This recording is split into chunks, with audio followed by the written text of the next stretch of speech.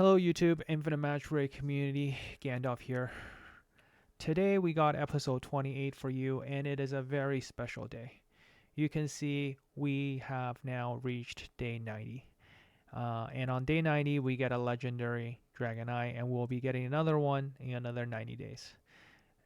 If you're familiar or you believe in the 21-90 rule, which means 21 days to develop a habit and 90 days to make it a lifestyle, this new account really has burned into me as I, consistently played this account. And as I promised, this is how we're going to experience, a dolphin level account. Because for most content creators, through the content creator program, many of us end up with a Kraken account of some sort, or it feels like a whale account for the most part. And to connect with, the lower spenders, the dolphins out there, I think this probably gives you a little better feel. And there's only so much relatable content I can make on the main account for you. So as we go through the account update today, we'll be covering mostly on where the account's at, and how I'm gonna be kind of progressing forward a little bit. Typically at this point in the game, for any player, even if you're free to play, hopefully at 3 month mark you would have already gotten your guild boss sorted out. One key, your guild boss 6.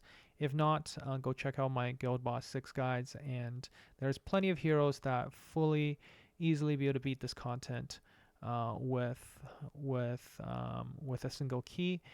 You do not need the Immune Indra for that. There are many other options available. Pretty much anything in the top tier list for DPS should be able to do the trick nowadays. You can see that I'm doing decent for most or some of these. I just realized that as I was recording this, the my icon was blocking it out, my ranking there. But for the most part, I was ranked in the 20th to 50th range. If you are able to get to stage 4, that's usually like top 10 to 20 range. If you are, still in stage 3, that's probably in the top 50 range.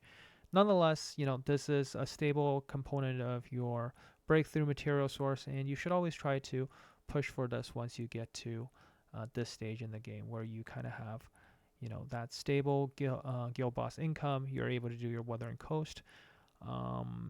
Pretty much from there is, as you progress on these different teams, you naturally should be able to advance on your Wuthering Coast score as well. I'm going to just skip forward a little bit. So, doing the keys. Now, the other part is the Planar Rifts, right? If you have 2 solid heroes, like in this case where I got Erito and Mural, it was really easy to just use the 2 of them to get to stage 270 for all of them. If you don't have these broken heroes, you can always build a core hero around 3 heroes, and then probably finish all of the 180 and get decent amount of freebies from that. This is not time gated content. It's not a rush to finish. Same like Faction Abyss. Once you have a stage 30 in there, you're okay. It is important to get Elemental City done, because this is time gated. As soon as you get it done, and you can really borrow someone's Erito in your guild, hopefully they have one, and that would make your life a lot easier in clear Elemental City. Now we're over here on Purgatory of 7 Sins. Just try to clear one of them every week. Once you have a decent lineup for that, you should be able to do 20. If you can do 20, you're probably a good place to push for stage 4 on Sages of 7 Luli as well. So you can see here I'm working on Narch. In the coming weeks, I'll be building up Narch, and that hopefully will get my bleed sorted out. With Dharma from Elemental City, I will hopefully get direct damage sorted out, and that will probably put me on stage 4, I think, for everybody. So that's kind of the goal over the next several weeks. And in this game, it's important to set goals, right? Like that's what keeps you motivated and keeps you going. I think I had a little bit of a bug here in the recording, so there. I was looking for the other eye so I could quickly grab it. And this was a good opportunity for me to then take those 2 eyes that I got today and put my Shaing on E3. Now, a lot of content creator has already, covered a lot of Shaing. If you started around the anniversary event, you should have a copy of her. She's absolutely a powerhouse at E3, and I'm gonna use her in my lineups today. I will talk about how my PvP team is gonna evolve. Jack and Roll really changed things up a little bit for me, and that will make things a little bit different. So let's fast forward a little bit more. So here, early game Shaing build, right? You'll be very tempted to do a devouring set, and I would say, I did some testing and I've kind of explained at this point in the game, you will get more out of mastery stat than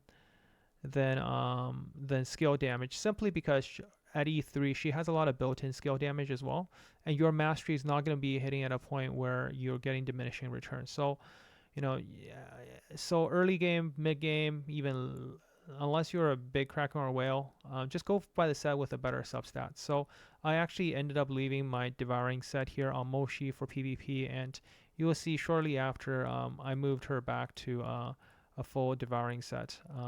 And remember to use your guild boss forging, right? And I always forget to do this, so I was able to pick up a bunch of penetration set, and by that time I still couldn't get a decent set, but I got something sort of working for Moshi. So she ended up with, I think, around 176 mastery and just a little bit over 40k attack. I did a little bit more optimization later, got her just a little bit more speed, but definitely still a lot of room improvement on this particular hero.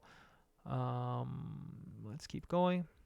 I mean, I would almost consider, giving her the skill damaging echo instead of the echo I put on her right now. Like I just used something that boosts her attack or skill damage, the one that looks like Graulen. So here is kind of a little bit of showcase on Graulen, and I was messing around with the setup a little bit. And I'll say for Graulen, because we're on Graulen right now this week, I would say once you get into stage 36, if you're there, it does get quite tricky through some of the waves.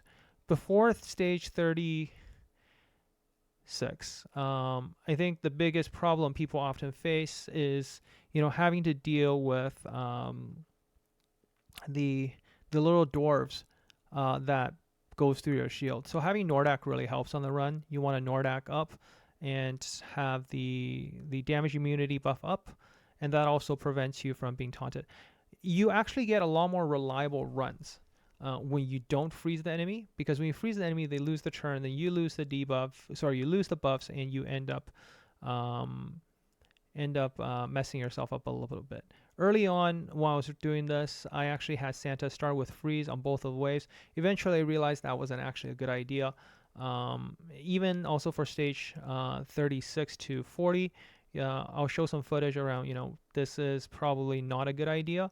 You actually want to take advantage of Nordak, especially on the second wave, to let the enemy just use all their skills. Freezing them, it's not like you can freeze them reliably. So at this point, it makes it a lot easier for you to, it's much better if you just set it up in a way so that, it's a lot better if you just set it up so that you let the enemy use their move. So here you can see really bad setup here. You want your Shaing to be actually faster than enemy if you plan to do this, just so that she doesn't end up getting a whole bunch of debuff on her and make her move. She should go, everybody debuff her, then next turn you use Nordak to do the damage immunity. Turn 1 you should actually start off with a regular shield and then use your immunity, because Alicia does way too much damage and there's a lot of dot to deal with on the first wave. Okay, when we go to the second wave, let's see. When we go to the second wave, what you want to do, okay, on the second wave, this is where again made mistakes. Here, I was trying to freeze, and that actually is a really bad idea, because you see, you actually get applied a lot of these dots. When detonation actually happens, it goes south very quickly for you. Your entire team gets wiped out. Even if you have Muro and Erito, the dot damage does do a tremendous amount. Especially when Eric starts, popping off and just hitting you all over the place.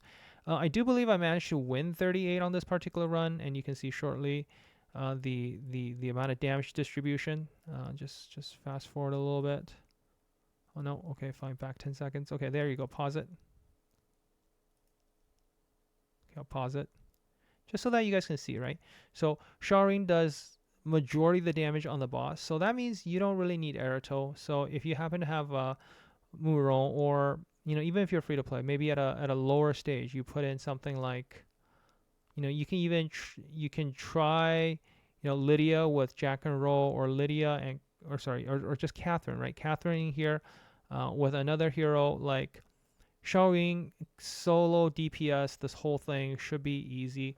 I'm pretty sure other content creators have done it. If you haven't seen it, let me know. If you want to see me use non-limited heroes completely, just use Shaing and do a showcase. I think there's, like, I just look at the content creator channel, like everyone's done a showcase of Shaing already. So unless you guys really request to see it at lower stages where you're using no limited heroes in the setup, more than happy to do a showcase on that. But Shaing, you can see, completely covers all of your content. I feel like with the E3 Shaing, and hopefully this is a hero everybody got. Hopefully everybody was around at anniversary. If you weren't around at anniversary, I really hope they add it to the new player quest or something so everybody can get a copy of her. It makes your life super, super easy. At E3, you should be able to farm majority of stage 35s, I believe, with just a Nordak Santa setup.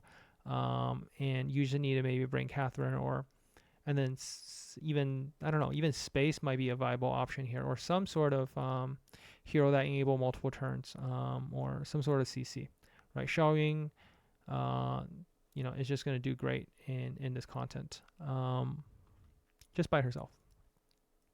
And she also have severe wound, right? So that even means Gwyneth, you're okay. Here later on, here's where, I'm attempting stage 39 here. Now, you can see when we get to the second part of this, I think at this point, shortly after this, I was still freezing a little bit. That wasn't ideal. So here you notice I finally changed it, I think. Where Nicholas, you've noticed I moved this to start with, come on, go to the next page. I think while I was doing the recording, it was around here. But anyway, there we go. On wave 2, you see now I start with Merry Christmas for number 2. I was playing around with this, and remember, you can use these presets to set up. You want to be able to auto farm successfully, right? So this limits the number of casts they do, just so that you're in a good place to reuse these skills. Here, I made sure that I had Merry Christmas for the next run. That means I can use Coming Surprise as many times as I want. So just to be, if you haven't figured this out, like, play around with the different presets. Now with the number of max casts you can do, it's really important to make sure you have the right presets. These presets will help you farm in a much more consistent and reliable way. Okay, so yeah, finally, this was going so well, very well, and I was on the boss, and for whatever reason, at that moment in time, Shaing died. And I feel like, perhaps this is just simply because I wasn't doing enough damage, or, in the long run, if we really want to get 40 done, that probably means bringing Lydia here. We put Lydia here, E2, and we put Aerito at E3, which will, just take care of all business from there. But later this week, I will be getting Aerito E3, and I will be doing a video on updating my PvP team again. Now that I got Jack E1, I got Shaing at E3. I'm going to be really switching up my PvP team a little bit further and making it a little bit stronger for 3s and Guild Arena next week. So I'll be doing that on the, I think on Sunday. So I'll be recording the next episode on Sunday and, giving you guys a little bit more insight into, how to evolve your PvP team.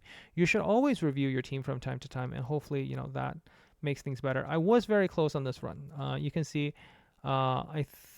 it's amazing how much you can survive. I feel like if I manualed and better timed it, that wouldn't have happened. But once I lost Aerito, it was kind of just over from there. I died shortly after, and that kind of wraps up, the attempts on this account.